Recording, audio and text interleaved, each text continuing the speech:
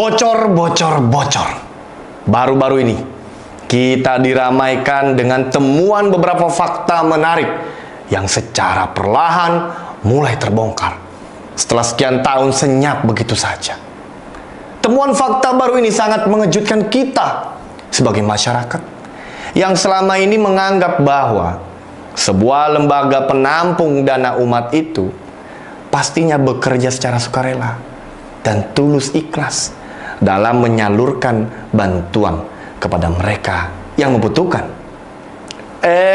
Ternyata tak disangka-sangka lembaga ACT yang disebut-sebut sebagai lembaga filantropi kelas internasional ini justru sedang limbung karena diduga terdapat penyelewengan dana. Menurut beberapa artikel pemberitaan, para pendiri dan pengelolanya diduga memakai donasi masyarakat untuk kepentingan pribadi. Belum lama ini, ex-petinggi ACT belak-belakan bersuara dan menyampaikan bahwa gaji sang pemimpin ACT nominalnya fantastis, layaknya gaji seorang komisaris utama BUMN. Sementara itu, masyarakat tak pernah tahu perihal tersebut.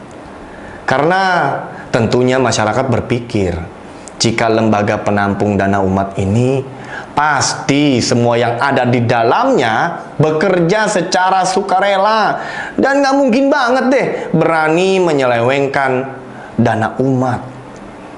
Yang bikin heboh publik lagi adalah ternyata berdasarkan penelusuran anggota DPR RI Komisi 8 Aceh Hasan, ACT tidak terdaftar sebagai lembaga amil zakat di Badan Amal Zakat Nasional atau Basnas. Aceh Hasan menambahkan bahwa jika ada lembaga amil zakat tidak terdaftar di Basnas, sudah sepatutnya lembaga tersebut tidak boleh mengumpulkan zakat, infak, dan sodakoh karena berpotensi ada penyelewengan. Tidak jelas pertanggungjawabannya dan akan sulit dideteksi oleh lembaga resmi yang terkait. Kalau ada kejadian seperti ini, kadang-kadang saya suka prihatin dan sedih karena yang merasakan kemewahan dan berbagai fasilitas ala selebritis itu justru mereka-mereka yang berada di top level. Sedangkan para relawan yang terjun ke lapangan dengan tulus ikhlas membantu, bekerja tanpa pamrih, serta harus berjibaku dengan sulitnya medan, mungkin cuma dapat kata-kata terima kasih ya sudah membantu. Miris kan? Melihat fenomena yang keji ini, tentu para relawan akan merasa terpukul dengan tingkah laku para petinggi lembaga aksi cepat tilep ini. Di sini sebenarnya bukan kapasitas saya untuk menilai dan menghakimi ya.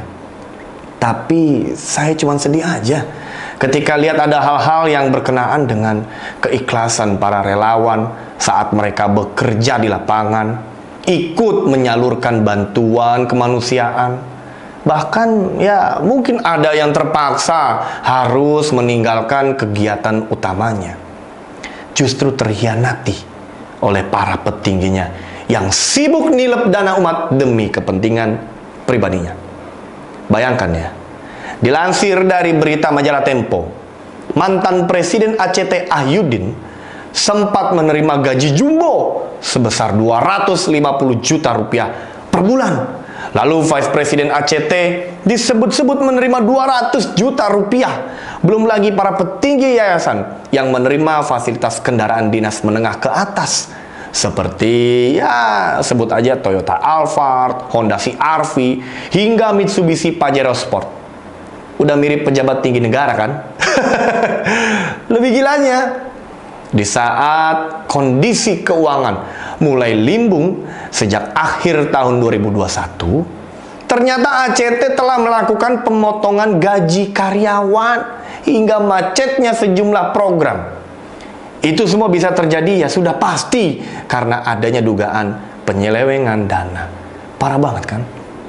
Nah, selain itu, ada temuan menarik nih Ternyata ACT dan Anies beberapa kali terlihat menjalin hubungan kerjasama yang patut dipertanyakan juga.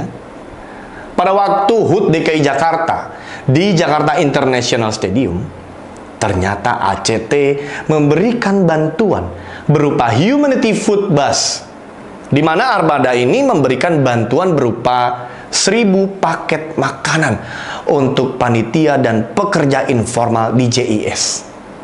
Maaf nih ya, bukannya kita sujon, tapi setahu saya ACT ini kan menggalang dana memang untuk korban-korban bencana alam atau korban-korban peperangan yang memang lebih membutuhkan bantuan kemanusiaan.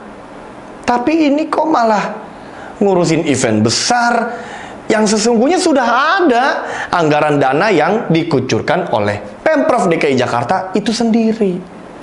Masa urusan konsumsi panitia yang harusnya jadi tanggung jawab penyelenggara kok malah diurusin sama ACT?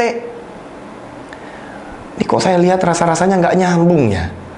Selain itu, ACT dan Anies juga pernah meluncurkan program Jakarta Care Line.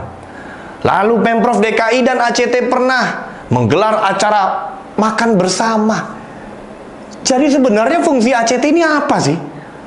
Padahal kalau urusan bantuan kemanusiaan ataupun event-event besar, yang namanya Pemprov DKI itu sudah punya anggaran.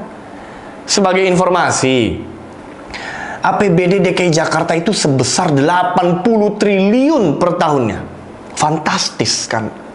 Nah, maka itu kita sebagai masyarakat jadi bertanya-tanya, jika kehadiran ACT yang semestinya menanggapi bencana alam ataupun bencana yang diakibatkan oleh peperangan, terus ngapain ikut-ikutan ngurusin event besar yang diselenggarakan Pemprov? Nggak masuk di akal. Kalau sudah begini, kita pun hanya bisa berharap adanya tindakan tegas dari pemerintah sebagai stakeholder, agar jangan sampai dana yang udah dihimpun dari masyarakat justru tidak dikelola dengan baik dan tidak tersalurkan dengan tepat sasaran.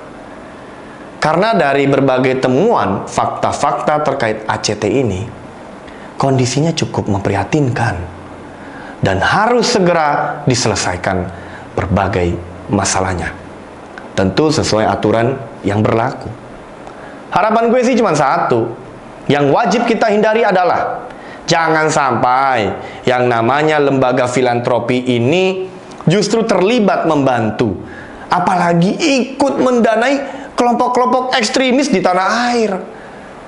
Kalau sampai itu terjadi, berarti wajar aja jika sampai sekarang ini teroris itu susah dibasmi dari Indonesia. Wong mereka disanguin terus kok. Karena kalau bicara politik, menurut George Orwell, bahasa politik dirancang untuk membuat kebohongan terdengar jujur dan pembunuhan menjadi dihormati. Bilik Verlin tutup dulu. Sampai ketemu lagi.